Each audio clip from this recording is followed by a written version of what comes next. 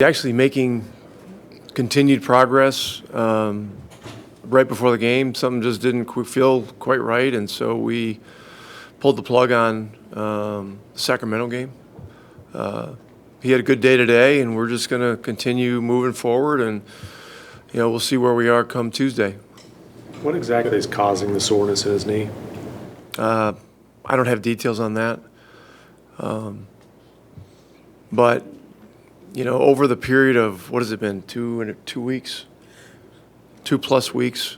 So this was New Year's Eve night. So so it's a little over 2 weeks.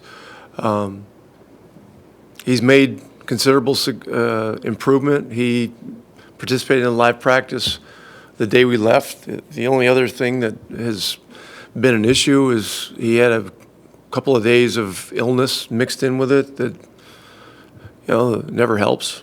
But that's where we are. When you mentioned him making progress, is that in terms of like range of motion, pain tolerance? Like what does progress look like? How it feels. I don't know. I'm not sure what details I can get into. I know that he's in his workouts he's doing a lot of lifting. He's been running, and he's been tolerating all that stuff better and better as time has gone on. And so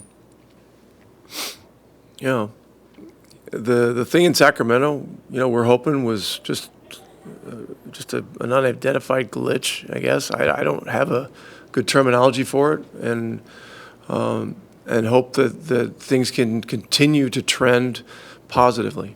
Do you have a level of concern at all? Yeah, I'm concerned about all our guys. I mean, Brokhov's got a broken leg. Nobody's asking me about that. I'm concerned about that. But look, it's with a professional sport, you're always messing with Mother Nature on some level, and so we always try to manage that stuff as best we can. And we've got the best medical people in the world to care for our players, and so we're just every day we try to move the needle. Help move the needle in a positive direction. But Mother Nature can be finicky. So some things take time. Is there a timetable on Brokaw? Thanks for asking. When it happened, it was the Laker game, in L.A. It was a freak thing at the end of the game. Somebody knee hit his leg in a certain way, and there's a non-displaced hairline fracture, and so the feeling was that the timetable was somewhere in the month, 3 to 4 weeks, and then everybody tends to be a little different with how they respond, heal, those kinds of things. So. But he's doing better. He's been doing some light shooting. He's been doing a little bit more stuff on the treadmill. His activity is ramping up gradually. So, my hope is that he'll be ready to play, sometime in the, not too distant future. I don't know what the timetable is, though. What changed for Dwight Powell these last 2 or 3 weeks? His game just went to another level. I don't know that anything really changed. We've talked about a couple of adjustments in his game.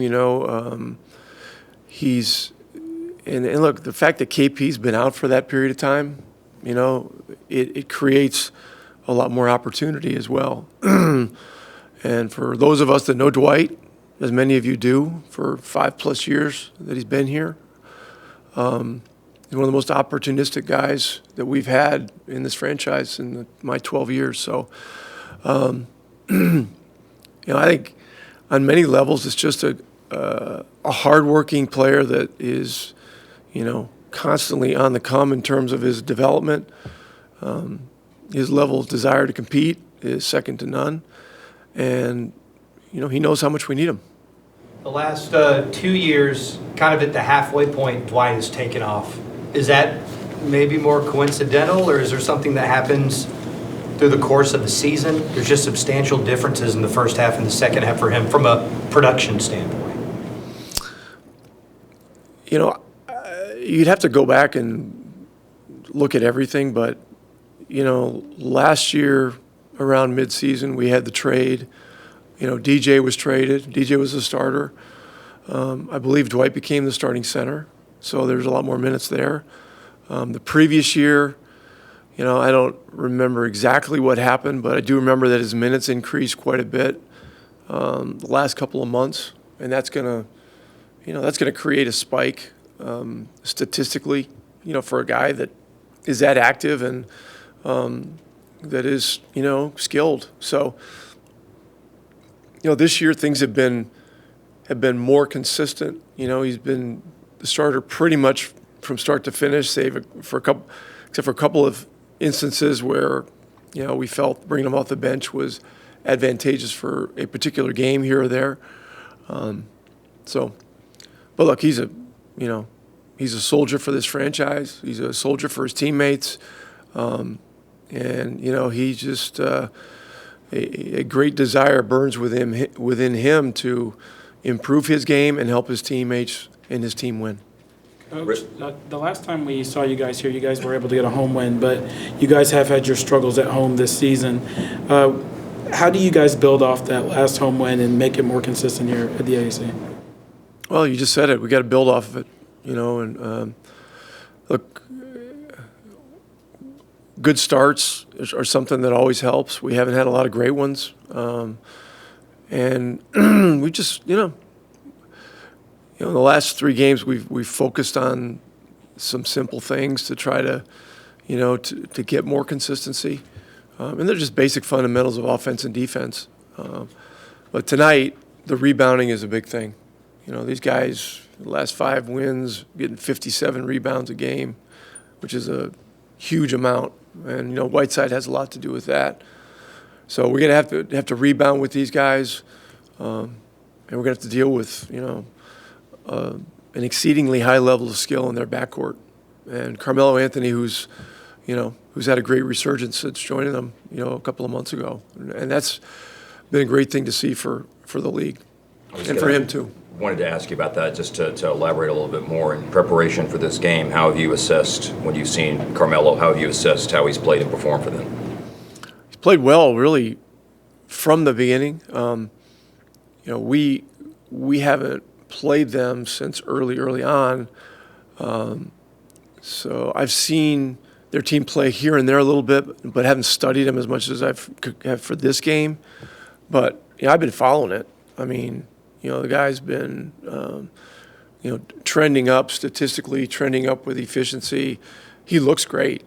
You know, he looks in great shape. He looks in great rhythm. I mean, the other night against Houston, he was sensational, you know. And so, you know, that's another problem to deal with. And not coincidentally, you know, it coincides with their team playing better and better. So, you know, you got, you know, Lillard, McCollum, him, and, you know, a lot of other skilled guys. Simons is a young player, is getting better and better. Bazemore had a really good game here last time, you know, and they got some other young guys that go hard and they do their jobs extremely well. Coach, whenever you guys landed Maxi and Dorian a couple of years ago, are the roles they're currently playing where you envision them, or is their development as surprising to you as maybe some people outside of the building? Well, that was the vision. You know, Dorian, this is his 4th year, and this is Maxi's 3rd year. So Dorian was here, I believe, 16, 17. And look, we thought he was a guy that could be a very effective 3-and-D guy in this league. We noticed in his draft workout that he had a feel for the game that was unique for a guy that played 4 in college. Put the ball on the floor, could, you know, make plays, you know, see things, throw lobs. You know, his shooting needed work, and, you know, he didn't shoot a lot of threes in college, but he's worked extremely hard on that. And so, look, he's been a guy that's fought his way, you know, to the position that he's in now, and you know, he takes nothing for granted. That's just who he is. You know, Maxi's similar, but Maxi was playing a role that was quite different, in Europe on his team over there. His range didn't stretch beyond the European three, and I don't think he took that many European threes or international threes. And so the big adjustment for him was increasing the shooting range and then learning the personnel, because he was an experienced pro player, even though he was only 23, 24 years old when we got him. But look, you get guys like that, you bring them on board, you work with them. You do have a vision for them, but they gotta put the work in, and they gotta make it happen too. And both of them have done a really good job with that. Thanks. Hey there, NBA fans. For exclusive NBA content, subscribe to Fanatics View YouTube down below.